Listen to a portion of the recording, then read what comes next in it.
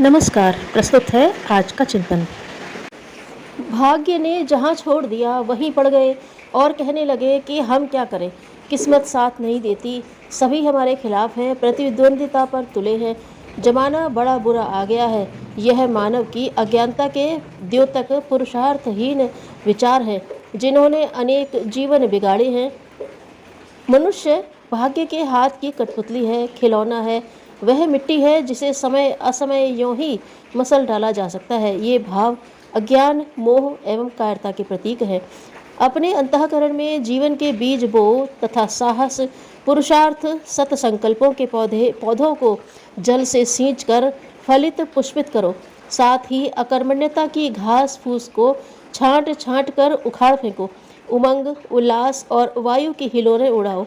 आप अपने जीवन के भाग्य, परिस्थितियों, अवसरों के स्वयं निर्माता हैं।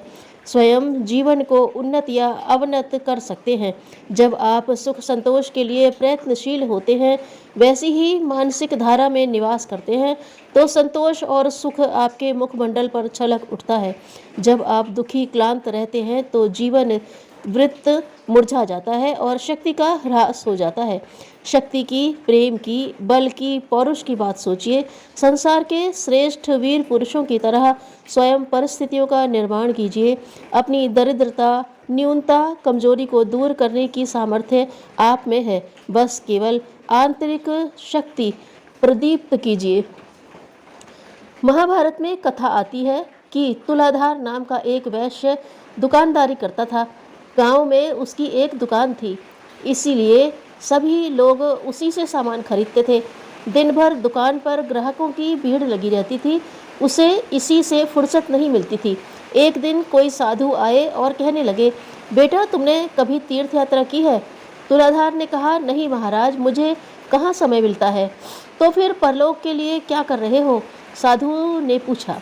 तुलाधार ने कहा, परलोक के लिए, इस लोक के लिए चाहे जो कहिए, मेरे लिए तो यही पुण्य है कि गांव वालों के लिए अनाज और अन्य आवश्यक वस्तुओं की व्यवस्था करूं।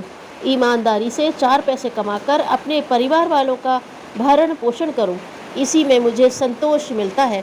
साधु ने आगे कुछ नहीं कहा।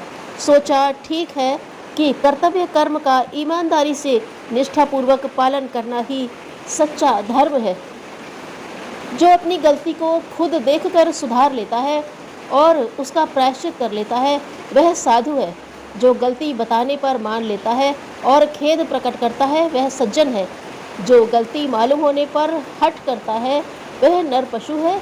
जो सही और गलत की तमीज़ नहीं कर पाता या जो गलत को सही और सही को गलत मानता है, वह पशु है। जितनी शक्ति से हम अपने अंदर मानते हैं, जितनी शक्ति हम अपने अंदर मानते हैं, उतनी ही हमें अनंत शक्ति के स्रोत से प्राप्त होती है।